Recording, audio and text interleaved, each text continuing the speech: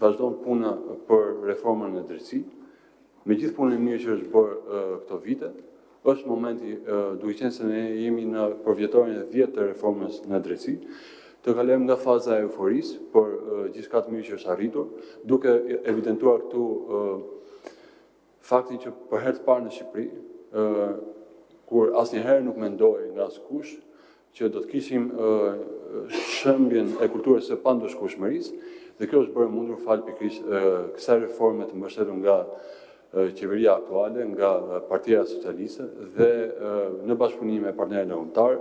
me ngritjen e institucioneve të reja, me forcimin e tyre, kapacitetet dhe të cilat shkojnë jo vetëm për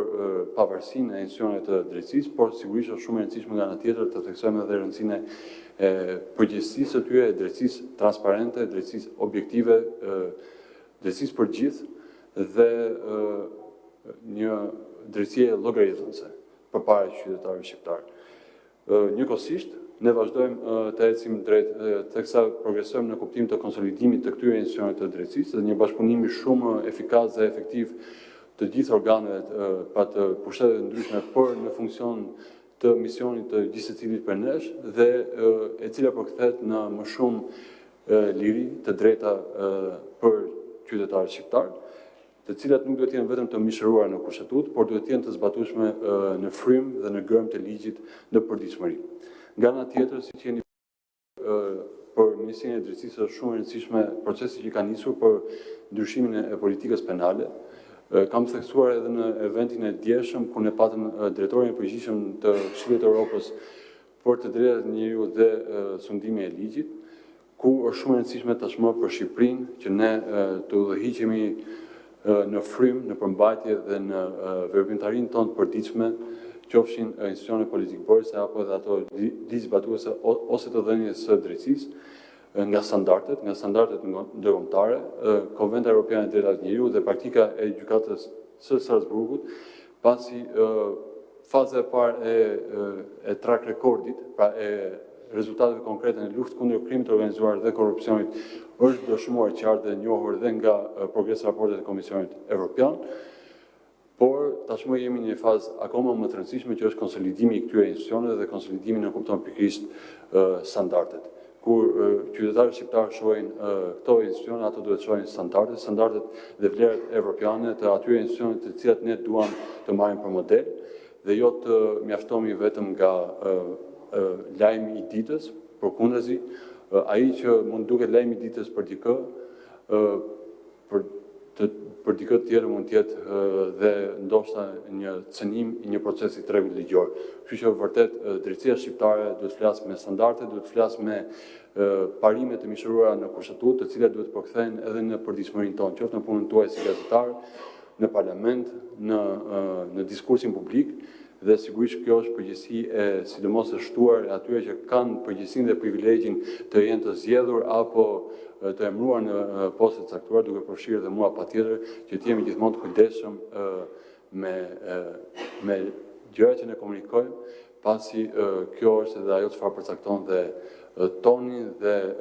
se si shoqëria më pas e përcjell atë dhe tregojmë vërtet që Shqipëria nuk është më Shqipëria e viteve 90, por Shqipëria është një shoqëri emancipuar që përqafon Europën në vlera, në standarde,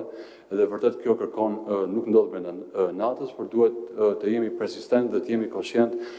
që 2027 nuk duhet përkojë vetëm me mbylljen e negociatave teknike me Bashkimin Evropian, por të dëshmojmë që jemi dinjitoz në natyrezën e Brukselit, dhe kjo përcjellet më së miri me nivelin e lartë të profesionalizmit, me të qenit të drejtë në informacionet që ne përcjellim, me politikat e bazuara në këto informacione dhe patjetër duke mos ceduar kursesi në standardet dhe të drejtat dhe liritë të çdo kujt, sidomos kur bëhet fjalë për tjetrin. Dhe nuk duhet të presim që të jemi vetë subjekte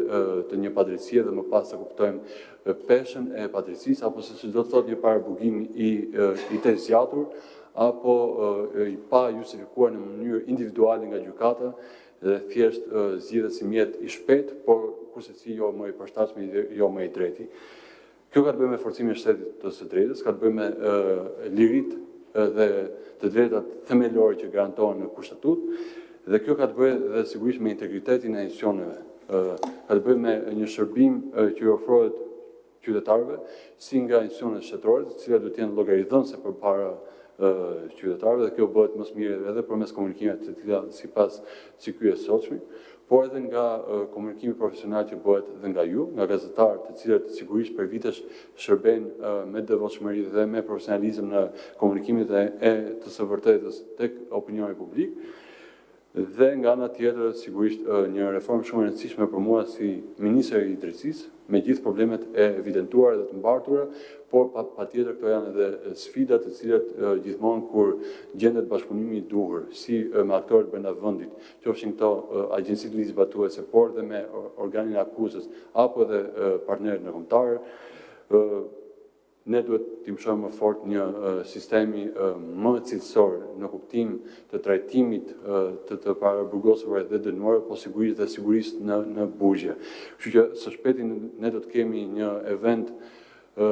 të përmasave kombëtare, do të thoja, ku do të ftohen të gjithë partnerët, si agjencitë ligjzbatuese, por edhe organet të drejtësisë, por me fokus edhe tek mbështetjet që mund të ofrohet edhe nga partnerët tanë strategjik ndërkombëtar, ku shumë prej çështjeve që janë me një rëndësi të veçantë për mua si ministër i drejtësisë, si nga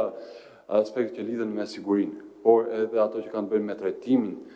dinjitoz dhe human të paraburgosurve dhe dënuarve, po ashtu edhe me çështjet të shëndetit të popullatës në sistemin penitenciar dhe elemente tjera shumë të rëndësishme, duke përfshirë dhe rishikimin e bazës ligjore, patjetër janë një sfidë, por me cilën unë padyshim kërkoj dhe mbështetjen e opinionit publik përmes punës tuaj, por edhe të partnerëve tanë, të cilët sigurisht nga komunikimet që kanë pasur deri tani janë ofruar shumë të gatshëm për të ndihmuar në këtë drejtim. Nga ana tjetër, sigurisht një element shumë i rëndësishëm i mirëqeverisjes është dhe digitalizimi, ku kërkoj gjithmonë më shumë që të gjitha këto procese të kalojnë nga punën e letër, po të kemi sisteme të aksesueshme si nga agjencitë e varësisë, Ministrisë së Drejtësisë, po ashtu edhe nga bashkëpunimi që ne kemi me agjencitë e tjera, në mënyrë që çdo gjë të jetë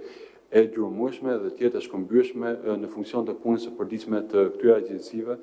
dhe patjetër edhe kur bëhet fjalë për bashkëpunimin ndërkombëtar.